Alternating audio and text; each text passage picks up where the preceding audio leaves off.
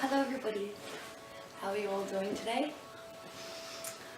My name is Zara Wolf and I'm continuing along the video journey and I'm quite enjoying it, to be honest with you.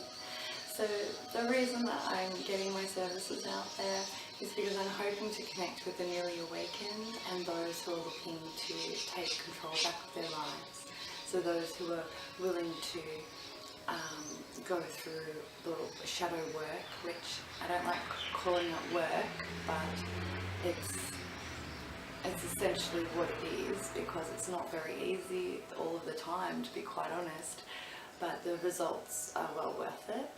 So if you jump onto my website, it's www.zarawolf.com, and have a look through my services there, and please reach out and connect if you feel the desire or the pull to, because I would love to hear from you, as this journey has taken me to working one-on-one with people and it's been so great so far, so thank you very much. Today I want to talk about the shadow aspect, and that is in the 3D more so to do with mental health. Now, I want to be talking about this a lot, so if this is going to be triggering to any of you, please, you can still listen, but please reach out to me afterward if you would like to have a chat, or if you need any support surrounding this, okay? If not myself, somebody else who is understanding and can hold space for you in order to process everything, okay? So when I speak of mental health, and I mentioned it in a previous video, the direct link between our gut and our brain. So when we're developing in the embryonic stage, and we're conceived, the first few cells that create the conception, they multiply and develop and grow into what they are forming is our brain. And then after that, a tiny little polyp unfurls off of that, and that becomes our stomach. So there are actually neurological brain cells within our stomachs, and therefore our solar plexus as well. So this is why we have the gut instinct. So I want to talk today about having to reset yourself energetically daily, not just at a psychological level, but also at an energetic level, like at a frequency level as well. So raising your vibration and intentionally changing your default setting when you wake up. I call it my default setting because I struggled through anxiety and depression and suicidal tendencies for 6-7 years. The suicidal tendencies came in within the last 2 years of it all, before I hit my climax of I can't live like this anymore, and so something needs to change. So my journey was to stop drinking, to get myself sober. I put myself on SSRIs, which is a Selective Serotonin Re-uptake Inhibitor. So that retrains your brain to hold on to all of the oxytocin and good hormones that our brain automatically and naturally produces, as opposed to using a far stronger drug, say Prozac for example, or Valium, which is actually supplying what the brain already produces, but artificially. So therefore the brain doesn't get to regenerate and learn how to develop that again, and learn how to slowly release it at a more balanced level. So in the mornings I will still wake up, and it goes through bouts every couple of months or so. I'll find for 2 or 3 weeks I wake up and I'm feeling like I'm back at like it's almost an apathy level. And I find that on my healing journey it comes and it goes, and normally it's in the prelude to a massive shift, which has just happened again recently for me. So this is why now I'm able to sit in front of a camera and talk to the world. So in the mornings, when I'm going through this though, however, I'll use breathing techniques. I will chant mantras in my head, and this is all before even opening my eyes and getting out of bed. So with with my mantras, I love Om Mani Padme Hum.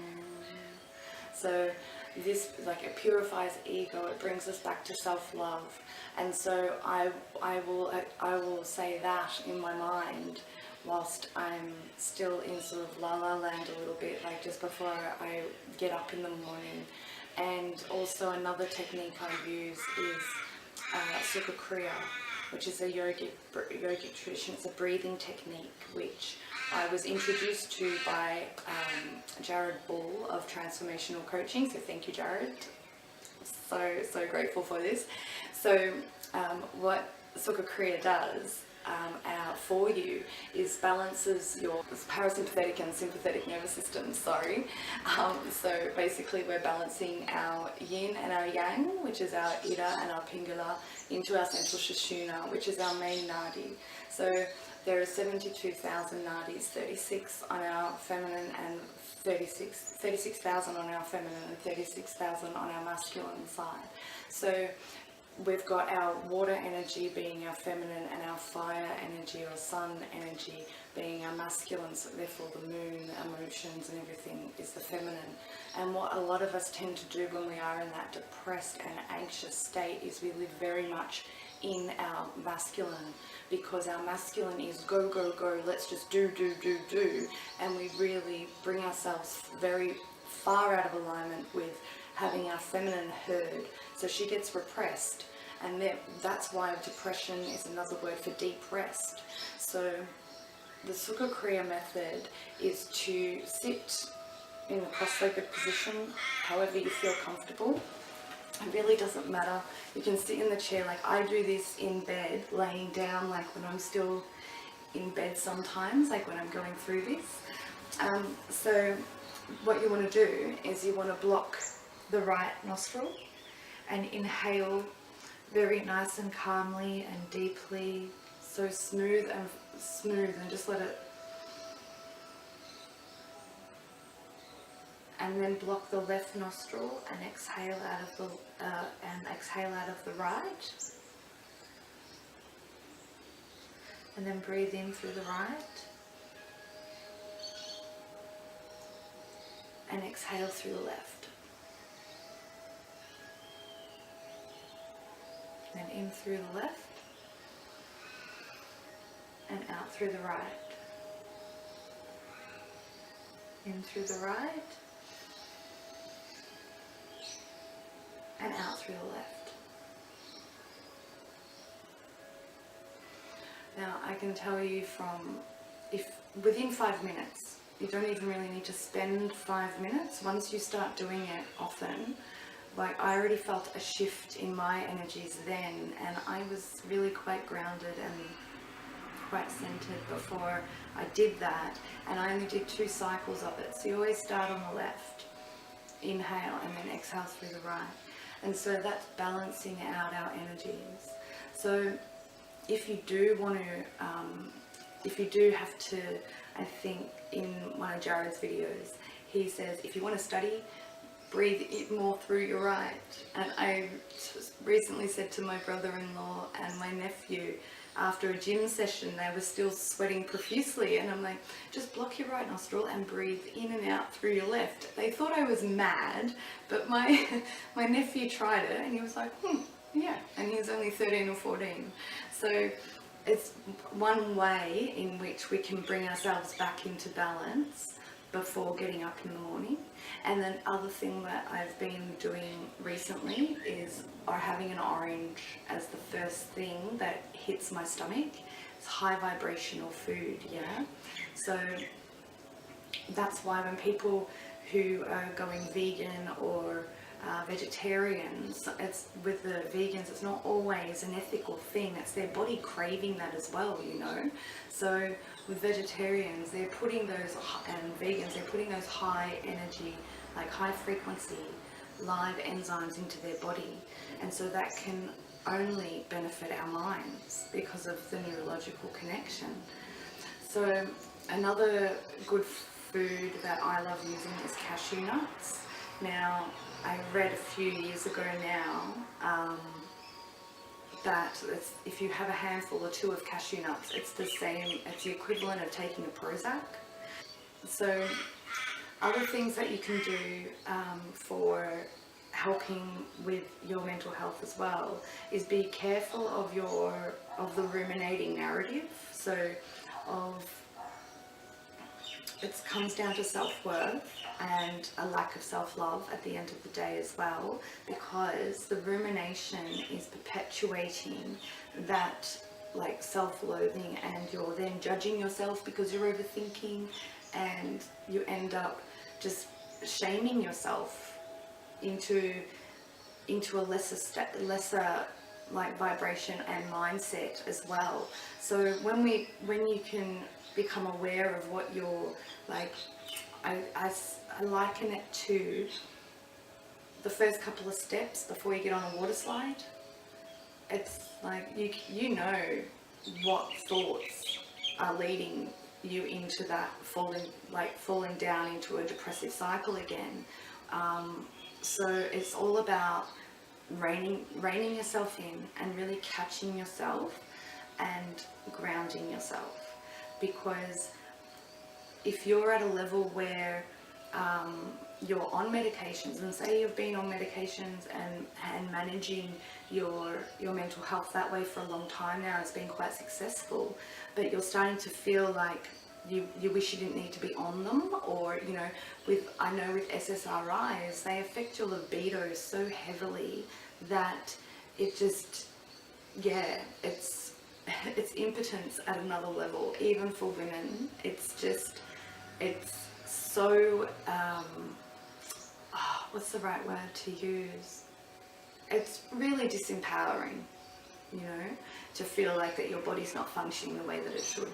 So if you want to remove medication for those sorts of reasons, or maybe you're getting hypertension, or bad dreams, or night sweats and things like this, and if you want to go to a more natural state, if you start training yourself in these techniques whilst you're on the medication, and then speak with your doctor always. I cannot stress this enough. Please don't just listen to me because I'm telling you this.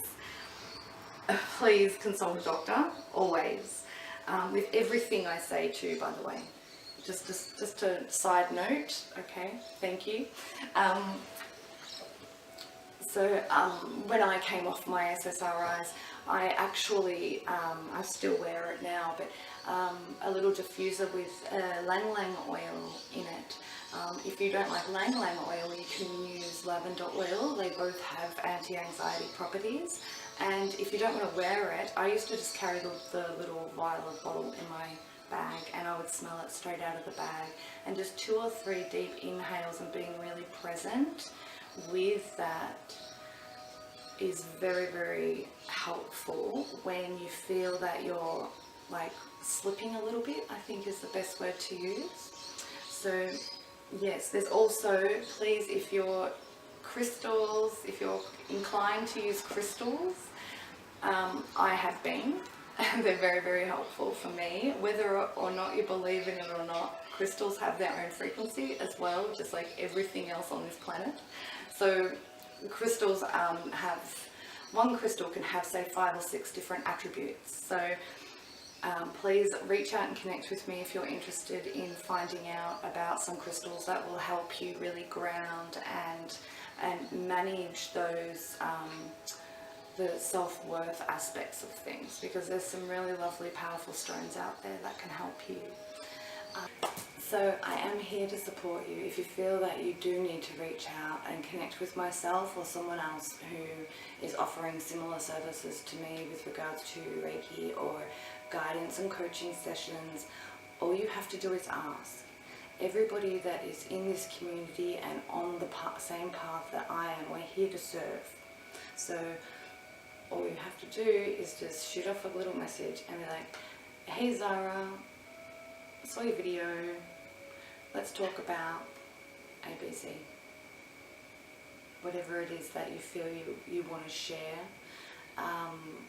and I will do my best to help you and to support you through that.